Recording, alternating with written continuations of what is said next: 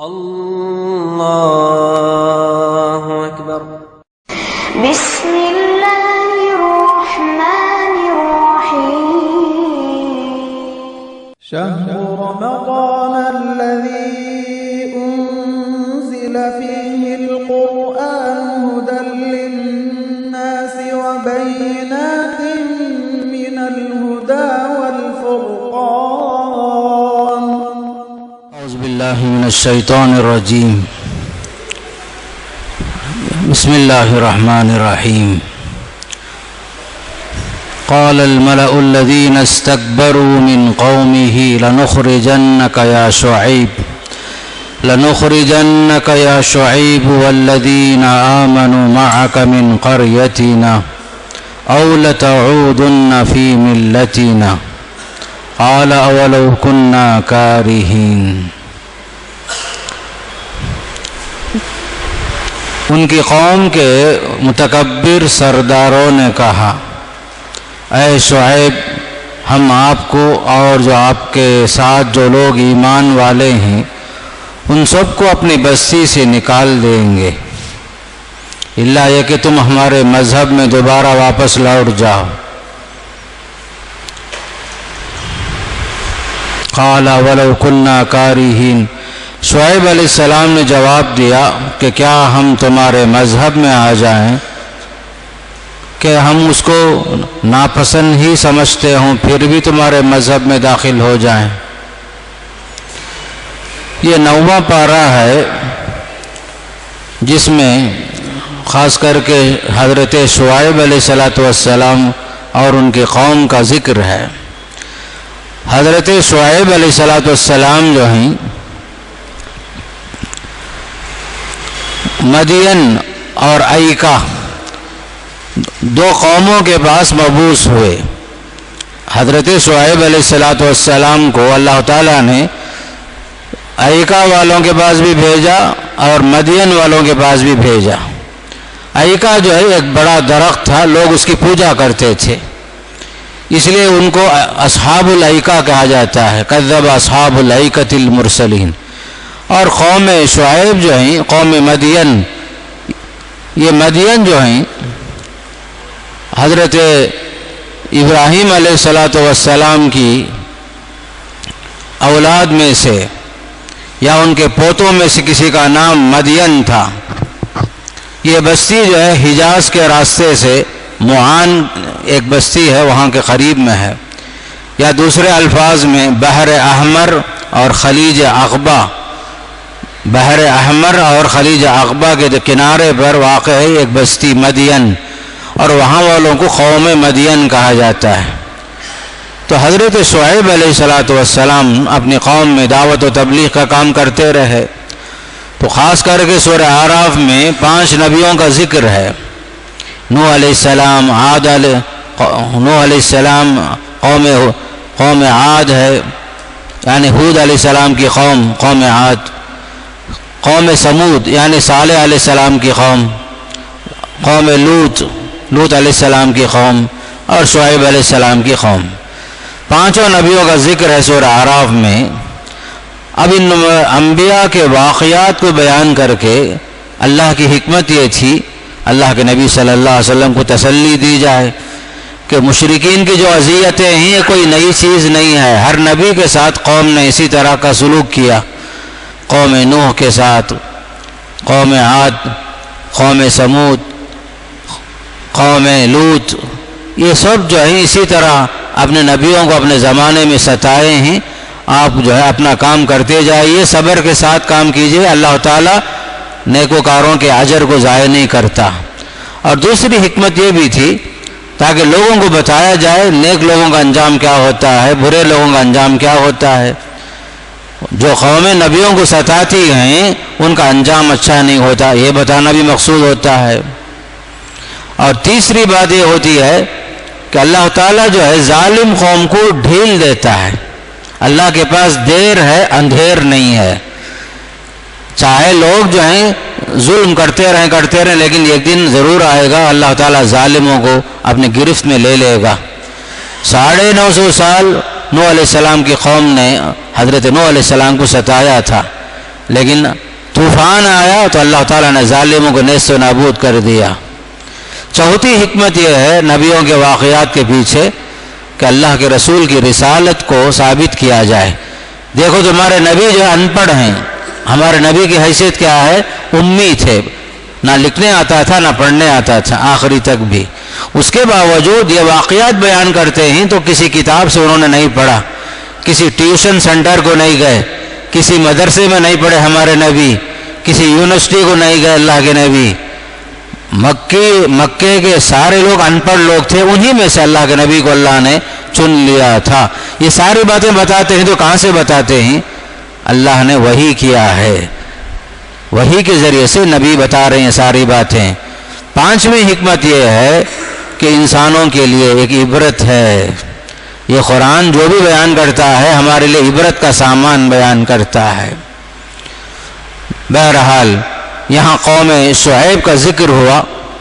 حضرت شعیب نے اپنی قوم کو دعوت دی، اللہ کی بندگی کرو، تمہارے سامنے واضح دلیلیں موجود ہیں۔ خاص کر اس قوم کی دو بیماری تھی، شعیب علیہ السلام کی قوم میں دو بیماری تھی۔ ایک شرک کا کام، اللہ کے ساتھ کسی کو شریک ٹھہراتے تھے، جو خاص طور پر ہر جھٹلانے والے قوم کا نتیجہ یہی تھا۔ ہر جھٹلانے والی قوم شرک پر آمدہ تھی۔ دوسری خرابی، قوم کے اندر اچھی عادتوں کے بجائے بری عادتیں بہت تھی۔ قوم شعیب میں مثال کے طور پر ناپ تول میں کمی کرنا، لینا ہو تو بھر بھر کے لینا، دینا ہو تو ناپ تول میں کمی کر دینا۔ اور یہ قوم جو ہے، اور ایک بیماری اس قوم کی یہ بھی تھی، قوم سے چونکہ یہ لوگ عین سڑک پر رہتے تھے، تجارتی قافلے آتے جاتے تھے، ان تجارتی قافلوں کو لوٹ لیتے تھے یہ قوم شعیب، ان کا مال لوٹ لینا اور ان کو جو ہے ستانا۔ تجارتی قافلے آتے تھے، آتے ہوئے بھی ٹیکس لیتے تھے، جاتے ہوئے بھی ٹیکس لیتے تھے۔ جیسے آج کے زمانے میں ٹیکس کی بھرمار ہے، جی ایس ٹی بھی ہے، انکم ٹیکس بھی ہے، سیل ٹیکس بھی ہے، باقاعدہ جو ہے روڈ ٹیکس بھی ہے، واٹر ٹیکس بھی ہے، بے حساب ٹیکس ہیں۔ یہ سلسلہ جو ہے قوم شعیب کے اندر بھی، قوم کو ستانے کے لیے قوم شعیب یہ کام کرتی تھی۔ تاجروں کو لوٹتے تھے، ان کا مال بغیر پوچھے حملہ کر کے چھین لیتے، یا جو ہے ظلم زبردستی آنے جانے والے قافلوں سے ٹیکس وصول کرتے تھے۔ قوم لوط جو ہے خاص کر کے اس طرح کے فسادات میں ملوث تھے، قوم کی بڑی خرابیاں تھیں، چوری کرتے تھے، بلکہ جو ہے قوم کو شعیب علیہ السلام کے خلاف ورغلاتے تھے، بولتے بھائی شعیب کی بات مانو نہ کو۔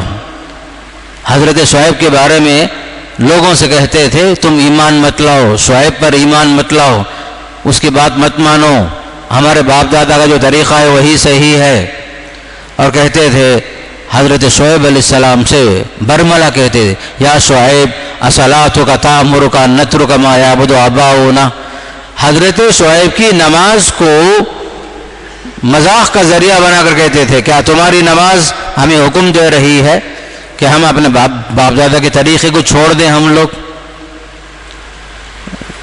دیندار کے دین کو جو ہے مذاق بنا کر قوم جو ہے مذاق اڑاتی تھی۔ اصلاتک تأمرک ان نترک ما یعبد آباؤنا، کیا تمہاری نمازیں ہمیں حکم دے رہی ہیں کہ ہم اپنے باپ دادا کے طریقے کو چھوڑ دیں؟ ہم لوگ الغرض شعیب علیہ السلام کی قوم کے اندر بڑے مفاسد تھے، راستے میں بیٹھ جاتے تھے، لوگوں کو ستاتے تھے۔ باقاعدہ فرمایا وَلَا تَقْعُدُوا بِكُلِّ صِرَاطٍ تُوعِدُونَ وَتَصُدُّونَ عَنْ سَبِيلِ اللَّهِ وَتَبْغُونَهَا عِوَجًا وَتَصُدُّونَ عَنْ سَبِيلِ اللَّهِ مَنْ آمَنَ بِهِ وَتَبْغُونَهَا عِوَجًا۔ لوگوں کے راستے میں مت بیٹھو، لوگوں کو مت ستاؤ، چھیڑ چھاڑ نہ کرو، اللہ کے راستے میں رکاوٹ نہ بنو۔ بار بار اس طرح کی نصیحتیں کی گئی، لیکن نتیجہ میں کیا ہوا؟ حضرت شعیب علیہ السلام کی قوم جو ہے آپ کے بارے میں کہتی تھی، جبکہ مشہور ہے مفسرین میں حضرت شعیب جو ہے خطیب الانبیاء تھے، بہترین خطبہ دینے والے۔ خطیب الانبیاء کا لقب ملا شعیب علیہ السلام کو۔ ایسے نبی کے بارے میں قوم کہتی تھی یا شعیب ما نفقہ کثیرا مما تقول، آپ کی بہت ساری باتیں ہمیں سمجھ میں ہی نہیں آتی۔ ذرا سوچ کے دیکھو، کسی بڑے آدمی کے پاس آپ جا کر بولو، اس کی بات سن کر آپ کیا بولے، ہماری بات، آپ کی بات ہمارے سر کے اوپر سے گزر رہی ہے۔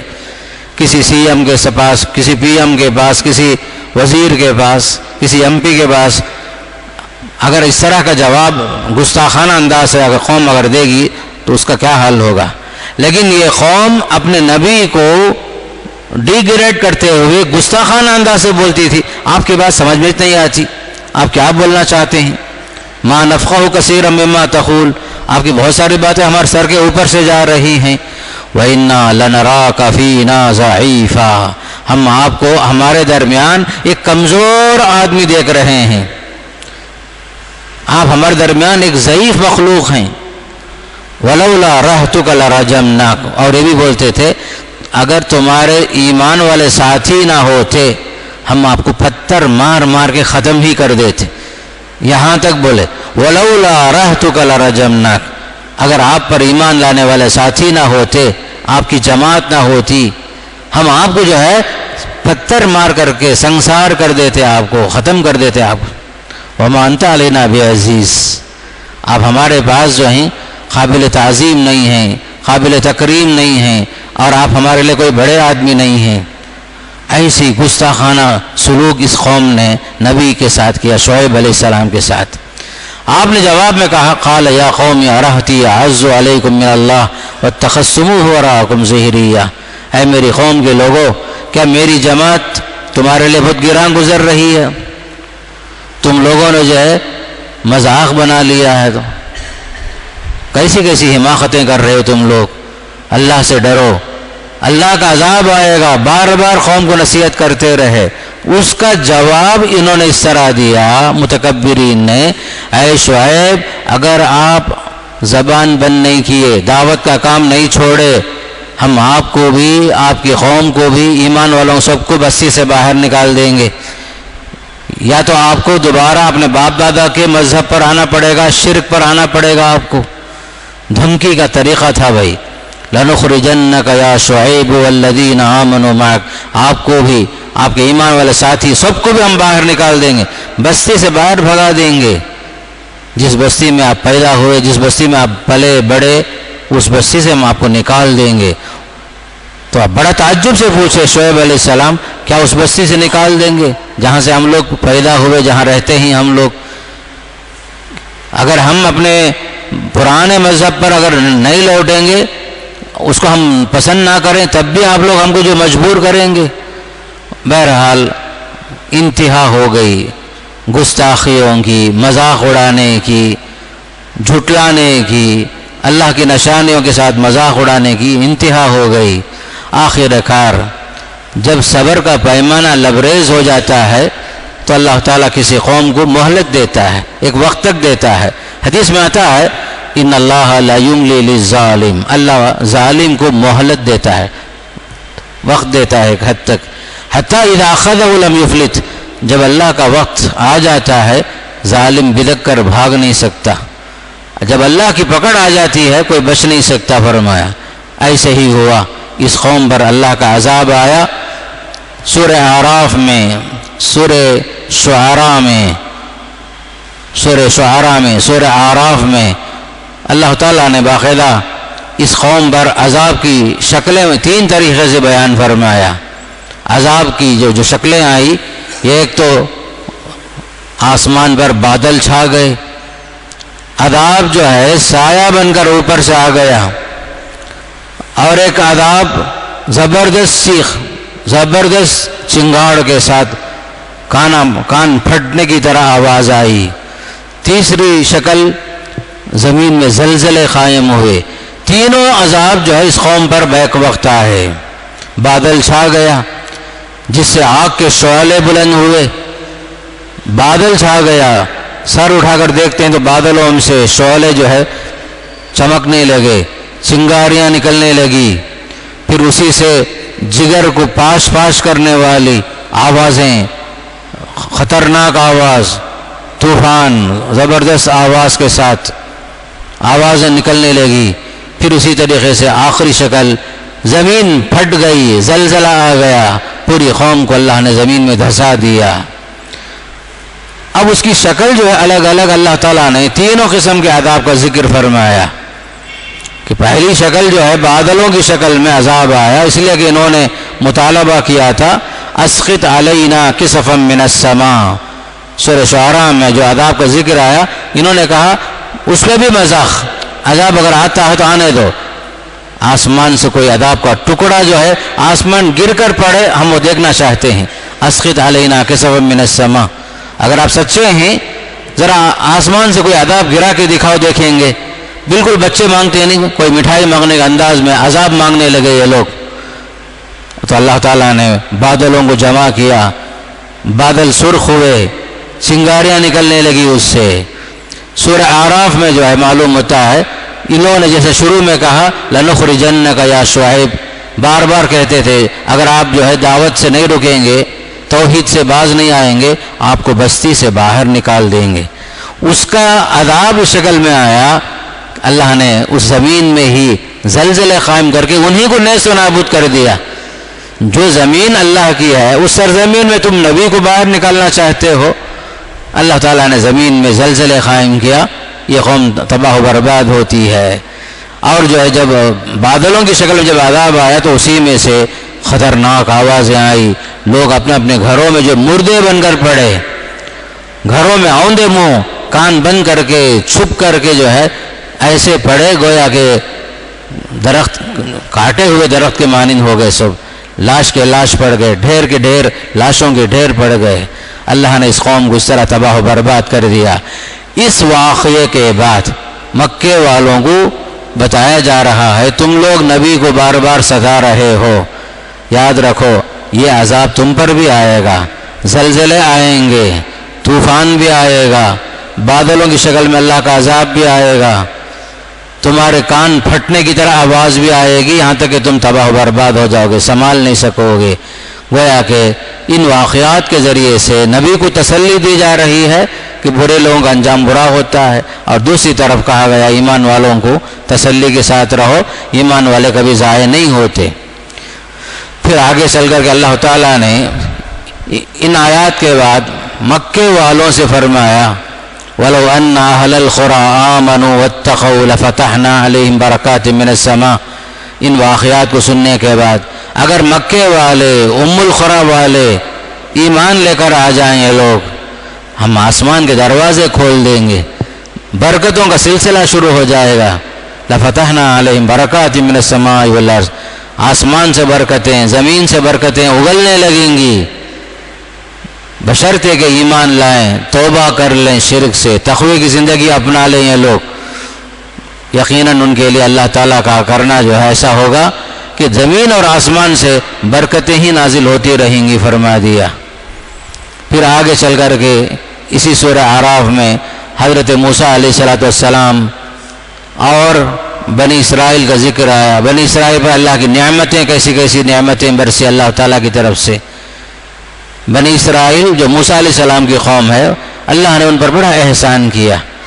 جب یہ لوگ جو ہے چلتے تھے تو بادل ان کا سایہ کرتے تھے, کھانے پینے کی پکانے کی ضرورت نہیں تھی. وَأَنزَلْنَا عَلَيْهِمُ الْمَنَّ وَالسَّلْوَىٰ, من و سلوہ میٹھی چیز, تیتر بٹیر, ریڈی میڈ کھانا ملتا تھا بنی اسرائیل پر. یہ قوم ایسی ناشکری قوم تھی, اللہ کی نعمتوں کو پا کر کے یہ لوگ جو ہے اللہ کا شکریہ ادا کرنے کے بجائے حضرت موسیٰ علیہ السلام پر ایمان لانے کی بجائے کما حق ہو بہت ستانے لگے.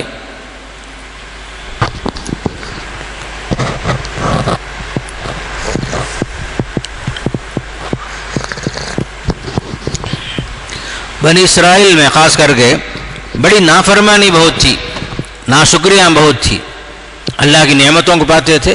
بلکہ سب سے زیادہ قوم میں بنو آدم میں بدترین قوم بنی اسرائیل, انہوں نے نبیوں کی ایک بڑی تعداد کو قتل کر دیا.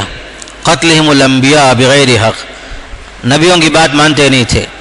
داؤد علیہ السلام, سلیمان علیہ السلام, ایوب علیہ السلام, بہت سارے نبیوں کو ستائے یہ لوگ, یہاں تک کہ موسیٰ علیہ السلام کو بھی انہوں نے بہت ستایا, بہت ستائے.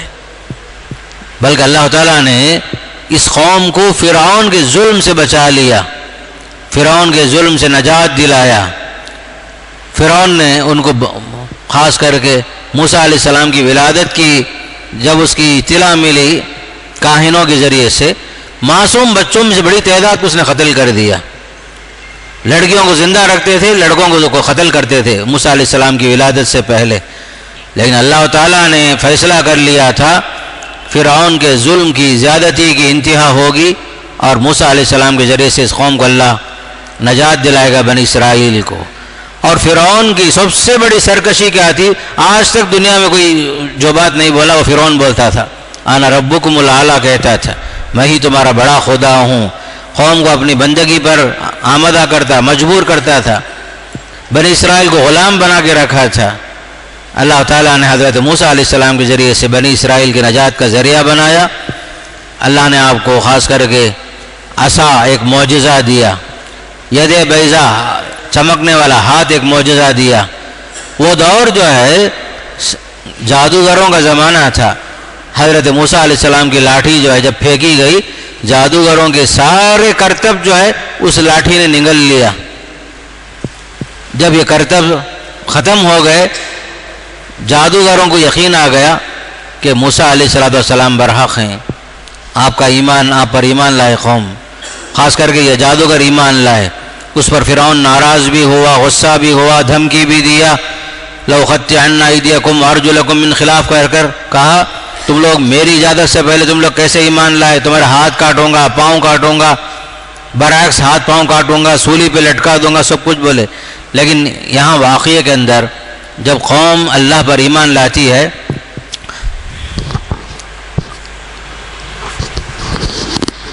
ایمان لانے کے بعد ان کے اندر ایسی تبدیلی آئی، انہوں نے کہا تم چاہے قتل کرو، ذبح کرو، سولی پہ چڑھاؤ، کچھ بھی فرق نہیں پڑتا، ہم جو ہے اپنا توبہ کر چکے ہیں، موسیٰ اور ہارون علیہ السلام کے رب پر ایمان لائے ہیں، تم جو چاہے کر لو۔ اس واقعے میں بھی عبرت یہ ہے جب تک کسی کے دل میں ایمان داخل نہیں ہوتا اس وقت تک آدمی دنیا پرست ہوتا ہے، مادہ پرست ہوتا ہے۔ یہی فرعون کے دربار میں جادوگروں نے پوچھا تھا اَإِنَّ لَنَا لَأَجْرًا، کیا ہم کو جو ہے اجرت ملے گی، انعام ملے گا، تحفے ملیں گے؟ فرعون نے کہا تم جو یقیناً مقربین میں شمار ہو جاؤ گے، تم درباریوں میں شمار ہو جاؤ گے، تمہارے لیے بڑا بڑا انعام ہوگا۔ یہ سب کب ہے؟ ایمان لانے سے پہلے۔ جب ایمان لائے، فرعون نے دھمکی دی، اس کا کچھ فرق نہیں پڑا، کہا کہ جو ہے تم جو بھی کر لو، ہم اپنے رب کے پاس واپس جانا ہی ہے۔ جب بکری کو ذبح کر دیتے ہیں تو چاہے اس کو لٹکاؤ، اس کا چمڑا جو ہے نکالو، ٹکڑے کرو، اس کو کچھ تکلیف ہوتی کہ نہیں ہوتی؟ تم جو چاہے کر لو، ہم جو ہے اللہ پر ایمان لانے والے ہیں۔ یہ بھی واقعہ اس میں بیان اللہ تعالیٰ نے فرمایا۔ آگے چل کر کے حضرت انسان کی تاریخ اللہ نے بیان کیا، هو الذی خلقکم من نفس واحدہ، پورے انسانوں کو اللہ نے ایک جان سے بنایا، وجعل منها زوجها، اسی ایک جان یعنی آدم علیہ السلام سے ان کی بیوی بنایا، لیسکن الیہا، اور عورت کی مقصد تخلیق اللہ بتایا۔ میاں بیوی کا جو رشتہ ہے، کیوں جو ہے ایک آدمی ایک عورت سے شادی کرتا ہے، ایک عورت کی ضرورت کیوں ہے؟ اس کا جواب اللہ نے یہاں دیا، خلقکم من نفس واحدہ وجعل منها زوجها لیسکن الیہا، تاکہ مرد جو ہے عورت سے سکون حاصل کرے۔ مقصد نکاح یہی ہے، مقصد نکاح جو ہے مرد کو عورت سے سکون حاصل ہو اور عورت کو مرد سے سکون حاصل ہو، لیسکن الیہا۔ پھر اس کے بعد میاں بیوی آپس میں ملتے ہیں، جائز حقوق ادا کرتے ہیں۔ پھر اس کے بعد عورت حاملہ ہوتی ہے تو اس کا ذکر آیا، فلما تغشاها حملت حملا خفیفا فمرت به، عورت جب حاملہ ہوتی ہے، میاں بیوی دونوں مل کر اللہ سے دعا کرتے ہیں، پروردگار لئن آتیتنا صالحا، اے اللہ اگر تو صحیح سالم بچہ دے دیا تو ہم تیرا شکر گزار بندے بن جائیں گے۔ بچہ نہیں ہے تو دونوں مل کر دعا کرتے تھے۔ جب عورت حاملہ ہو گئی پھر دونوں نے مل کر اللہ سے دعا کی، پروردگار بچہ صحیح سالم، لنگڑا نہیں ہونا، لولا نہیں ہونا، اندھا نہیں ہونا۔ بچے آج کل جو پیدا بھی ہوتے ہیں، عجیب غریب اللہ کی قدرت ہے، پیدا ہونے کے ساتھ بچے کو شوگر کی بیماری، ہارٹ پیشنٹ، کیسے کیسے امراض کے ساتھ بچے پیدا ہوتے ہیں، اللہ حفاظت فرمائے۔ دونوں مل کے دعا کرتے ہیں صحیح سالم بچہ دے دے اللہ، تیرا شکر گزار بندے بن جائیں گے۔ اللہ فرماتا ہے فلما آتاہما صالحا، جب اللہ تعالیٰ ایک سالم بچہ دیتا ہے بغیر عیب کے بغیر نقص کے، جعل لہ شرکاء فیما آتاہما، بچہ ہونے کے بعد صحیح سالم بچے پیدا ہونے کے بعد لوگ جو ہے شرک کرنا شروع کر دیتے ہیں۔ وہ بچہ کس کا نام رکھ لیتے ہیں، یہ فلاں ولی دی ہے، یہ فلاں بزرگ کی وجہ سے ہوا، فلاں مزار کو جا کر ملا، فلاں کے نظر کی وجہ سے ہوا، نظر و نیاز، کبھی بتوں کے نام پر، مسلمان ہے تو مزاروں کے نام پر، مقبروں کے نام پر، اولیاء کے نام پر، بچے کا نام خود بھی جو ہے ولی کے نام پر رکھ دیتے۔ بچے کے سر کے بال نہیں مڑائیں گے، اتنے دن ہونے کے بعد وہ بچے کے لے جا کر کے مقبرے میں مزاروں میں جا کر کے سر مڑائیں گے، وہ نیت کر لیتے، وہ نظر مان لیتے۔ وہی اللہ فرماتا ہے کیسے ناشکری قوم میں دیکھو، جب اللہ بچہ دیا ہے اس میں بھی اللہ کے ساتھ دوسروں کو شریک کر لیتے ہیں۔ حالانکہ شروع میں کیا بولے، تو اگر صحیح سالم بچہ دیا تو ہم تیرا شکریہ ادا کریں گے، لیکن اولاد ہوئی تو انسان شرک کرتا ہے۔ چھوٹے بچے، معصوم بچوں کے ساتھ کیا کیا ظلم زیادتی ہوتی ہے، بچوں کے ہاتھوں میں کالی ڈوری، کمر میں کالی ڈوری، گلے میں تعویذ، جتنے جو رسیاں ہو سکتی ہیں کالی رسیاں یہاں سے وہاں تک باندھ دیتے، اوہام، خرافات، مختلف وسوسے۔ اللہ کا نام لے کر جو بچے کا نام جو ہے رکھنے کے بجائے کسی بزرگ کا نام، کسی مزار کا نام، کسی بستی کا نام، عجیب عجیب نام رکھ کر کے اللہ کے ساتھ شریک کرتے ہیں یہ لوگ۔ عقیقہ تو نہیں کریں گے لیکن خرافات بہت کریں گے۔ اسی لیے اللہ نے فرمایا یہ لوگ کیسے شرک کرتے ہیں دیکھو۔ جب اللہ نے اولاد دی ان دونوں کو، اللہ کے ساتھ کئی لوگوں کو شریک کر لیتے ہیں یہ لوگ۔ کون ہے صحیح سالم بچہ دینے والا اللہ کے سوا؟ اولاد کی نعمت کو نعمت سے نوازنے والا اولاد جیسی نعمت اللہ ہی تو ہے، لیکن انسان وہاں بھی شرک کرتا ہے۔ عجیب و غریب حالت ہے انسان کی۔ فرمایا فلما آتاہما صالحا جعل لہ شرکاء فیما آتاہما فتعالی اللہ عما یشرکون، اللہ تعالیٰ ان کے شرک سے بلند و برتر ہے۔ فرمایا پھر یہاں سے سورہ اعراف ختم ہونے کے بعد سورہ انفال شروع ہوئی۔ اس صورت میں اللہ تعالیٰ نے، یہ مدنی صورت ہے، انفال کے معنی مال غنیمت ہے۔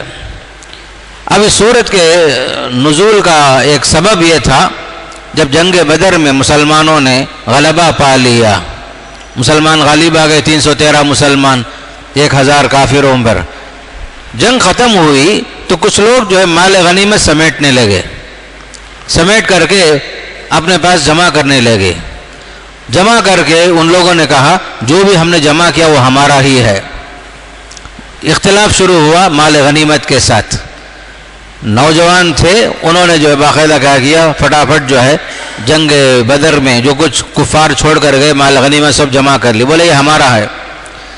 کچھ دوسرے لوگ تھے، انہوں نے کہا اس میں ہمارا بھی حق چاہیے، جو ہم نے ان کفار کو، کہیں ایسا نہ ہو کہ لوگ مدینہ واپس لوٹ کر دوبارہ حملہ نہ کر دے، ہم کو بھگا کر کے ہم لوگ مدینے سے باہر دور تک بھگا کے لے کر گئے، اگر ہم نہیں بھگاتے تو وہ لوگ دوبارہ واپس لوٹ جاتے، اس لیے ہم کو بھی اس میں حق ملنا چاہیے۔ تیسری اور ایک جماعت تھی، انہوں نے کہا ہم اللہ کے رسول کی حفاظت میں لگے ہوئے تھے، ہم اللہ کے رسول کی حفاظت میں لگے ہوئے تھے، اگر ہم اللہ کے رسول کی حفاظت نہیں کرتے نہ جانے مشرکین جو ہے آپ پر حملہ کر دیتے، اللہ حفاظت فرمائے، ہمارا بھی اس میں حق ملنا چاہیے۔ تینوں جماعتوں کا آپس میں اختلاف ہوا۔ جنہوں نے مال جمع کیا وہ کہتے ہیں کہ ہمارا ہی ہے، جو کفار کو بھگا کے لے کر گئے انہوں نے کہا ہمارا بھی حق ہے، اور کچھ لوگ جو اللہ کے رسول کی حفاظت میں تھے وہ لوگ بولے اس میں ہمارا بھی حق ہے۔ آیت نازل ہوئی یسألونک عن الانفال، لوگ جو ہیں مال غنیمت کے بارے میں سوال کرتے ہیں، قل الانفال للہ والرسول، آپ کہہ دو آپ کو لڑنے کی ضرورت نہیں ہے۔ یہ مال غنیمت جو ہے گزشتہ قوموں میں حرام تھا قوم کے لیے۔ اس زمانے میں کیا تھا، جو چیز کفار کے بعد سے ملتی تھی مال غنیمت کے طور پر سب لا کر کے میدان میں جمع کرنا اس قوم کے لیے حرام تھی، یہاں تک کہ آسمان سے آگ آ کر کے اس کو ختم کر دیتی، جلا دیتی تھی۔ پھر اس کے بعد جو ہے گویا کہ وہ نذرانہ قبول ہوا اللہ کے پاس، وہ طریقہ تھا پہلے۔ اس امت کے واسطے مال غنیمت کو اللہ نے حلال کر دیا۔ اس کی تقسیم بھی اللہ کرے گا، آپ کو لڑنے کی ضرورت نہیں. یہ اللہ کا مال ہے، رسول کا مال ہے. پھر اس کی تقسیم جو ہے اللہ تعالیٰ نے 10ویں پارے کے شروع میں بتایا، وَاعْلَمُوا أَنَّمَا غَنِمْتُم مِّن شَيْءٍ، مال غنیمت جو تم نے پایا ہے اس کے حصے 5 حصے ہوں گے. انشاءاللہ کل وہ سبق میں وہاں جو ہے بیان کیا جائے گا. الغرض جو ہے سورت کے شروع میں کہا گیا، لوگوں مال کے پیچھے لڑو مت، مال غنیمت بڑی چیز نہیں ہے، اللہ اس کے رسول کی اطاعت اہم چیز ہے. اللہ اس کے رسول کے فیصلے کو مانو، اسی میں تمہارے لیے نجات ہے فرمایا. پھر مومنوں کی صفت اللہ نے بیان کیا، انما المؤمنون الذین اذا ذکر اللہ. مومن کون ہیں؟ جب ان کے سامنے اللہ کا ذکر ہوتا ہے، وجلت قلوبہم، ان کے دلوں میں اللہ کا ڈر پیدا ہوتا ہے، رونگٹے کھڑے ہو جاتے ہیں. وَإِذَا تُلِيَتْ عَلَيْهِمْ آيَاتُهُ، جب قرآن کی آیت پڑھی جاتی ہے ان کے سامنے، ان کا ایمان بڑھ جاتا ہے اور وہ رب پر بھروسہ کرتے ہیں، توکل کرتے ہیں. ایمان والوں کی صفات بیان کی گئی کہ اس لیے کہ ابھی مسلمان غالب آئے ہیں. 13 سال مکے میں مشرکوں کی اذیت کے ساتھ گزار دیے. سن 2 ہجری میں جنگ بدر میں پہلی بار کامیابی ملی ہے. ایسی صورت میں مال اہم نہیں ہے تمہارے واسطے، اللہ اس کے رسول کی اطاعت اہم ہے.